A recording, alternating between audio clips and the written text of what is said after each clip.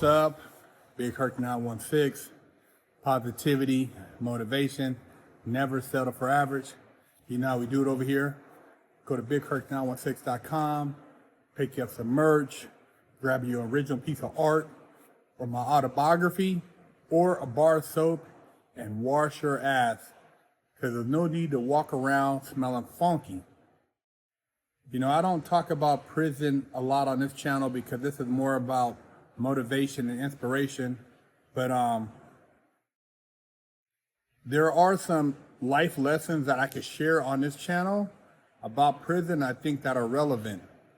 And prison is one of the most ignorant places you could ever imagine when you're talking about dealing with people. And so I tell people that to glorify a place that has such a low frequency, you have to be pretty lackluster when it comes to life in general if you think that's a place of pleasure or joy. Because prison is ignorance, prison is racist, prison is oppression, prison is just a horrible place. But anyways, I almost got into it with the dude in prison because I was educating myself in there, and I was trying to learn about the law, and I was doing a lot of studying, and I didn't hang out and I talked different as far as I wasn't using a lot of slang and stuff like that. For the most part, I talked as though I was educated, and that's intimidating to a lot of guys from the street. You know, a lot of guys think that in order to be credible on the street, you have to talk a certain way, which they feel gives you status, which is totally backwards when you think about the real gangsters that wear suits are well educated, and they make a lot more money than a guy on the street. Anyways, this particular guy, I had seen him in passing, didn't really have a whole lot of conversation with him, just, you know, a few what's up, a few nods, and what have you.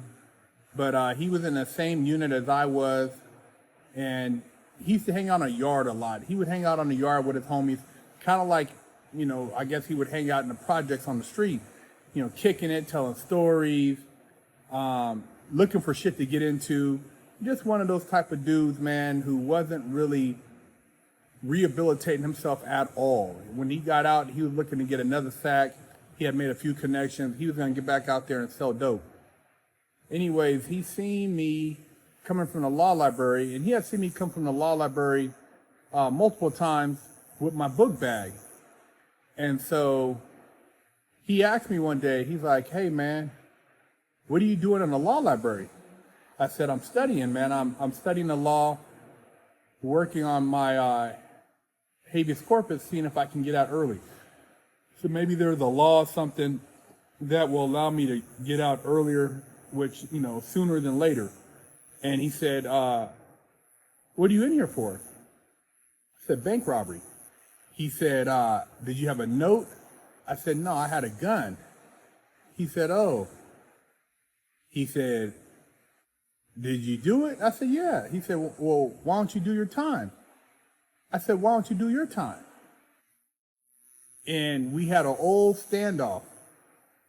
He looked at me, I looked at him. And I knew he had a blinky on him because he always carried a blinky.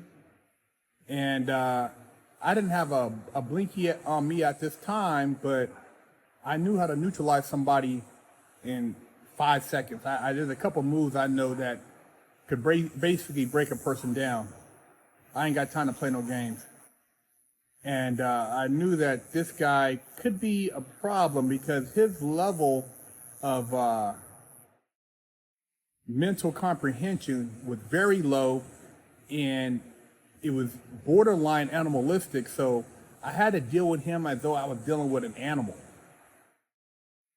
So what I did was, I knew that the longer I let it go without trying to bridge that gap, it could build up animosity, which could then trickle out into him telling his homies that there's this black guy, he think he this and that, blah, blah, blah, and he can maybe muster up, a group effort, and it could get ugly. So what I did was I had some sex books, and sex books are basically adult magazines, and I knew that the way to a man's animal behavior is through his lust. And so I gave him an envelope with a adult book in it, magazine, hardcore, European, nasty. When I gave it to him, he's like, "What's this?" I said, "Here you go, homie. Check this out and just give it back to me. Give it back to me in 2 days." He went and he went to the side and looked inside the envelope. He's like, "Oh, Big Hurt, good looking." After that, he came back, gave me the book. He's like, "Man, good looking, man." I said, "Yeah, I got you, man. If I get anything else, I'll shoot it to you." He said, "Cool." I had him. I did the Yoda mind trick. See, fighting fire or muscle with muscle or fire with fire sometimes is not the answer. You got to use a little water in there. You got to use a little bit of finesse. And I finessed it. After that, he became cool with me. He would offer me to get in on with him on spreads, and if he had a book, he would let me check it out, and we became buddies, and he would tell me stories. But I never really spread it with this guy because I don't want to open up that can of worms, which once you spread with somebody, you start eating with somebody, they expect you to do it with them on a regular, and it can lock you into a relationship, a quasi-friendship that can lead to some other bullshit.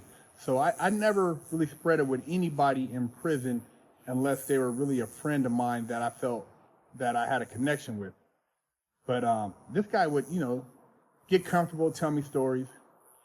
And I remember one time he told me a story about dealing with somebody, and this guy owed, I guess, his crew some money or somebody some money, and he mentioned that they tossed this dude off I don't want to say off a project building or something, man. And the way he said it like laughingly, like like you be playing at the park on a merry-go-round. "Yeah, we tossed that nigga off the rooftop." And he looked at me to see if I responded a certain way, which would which would say like, "Oh," or he's trying to read my emotions. And I just gave a straight face like, "Wow, that nigga, he must have deserved it, huh? He's a piece of shit, huh?" He's like, "Yeah, he's a piece of shit." And when I walked off, I'm like, in the back of my mind, I'm like, this dude's a psychopath.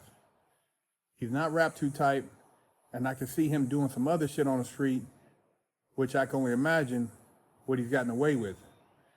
So, dealing with people, you got to be able to read people and vibe off these people so you don't get involved or get caught up in something that can lead to a really horrible situation.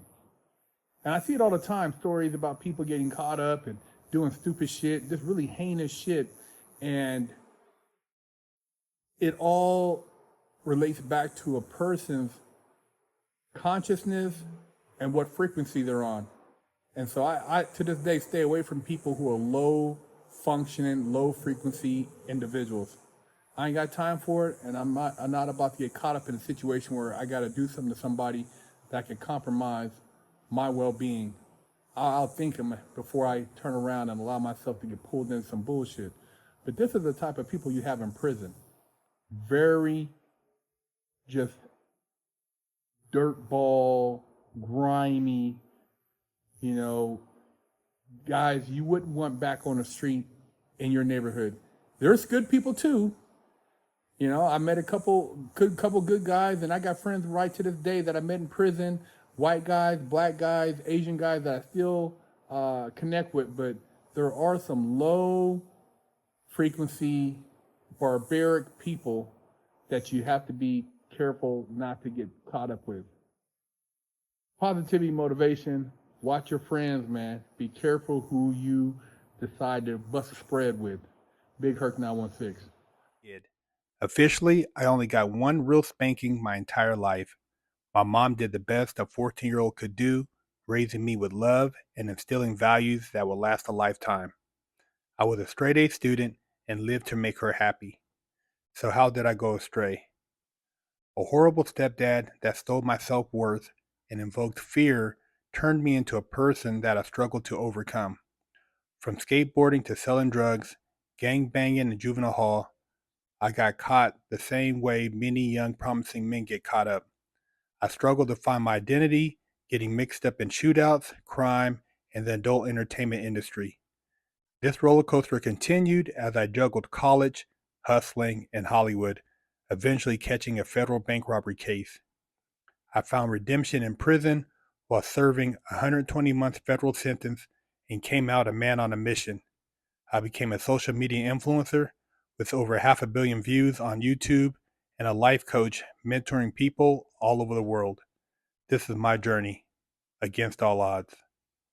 Go to bigherc916.com and purchase you a bar of soap, one of the books I've written, a hat, a beanie, a t-shirt, tank top, or some detail spray for your car.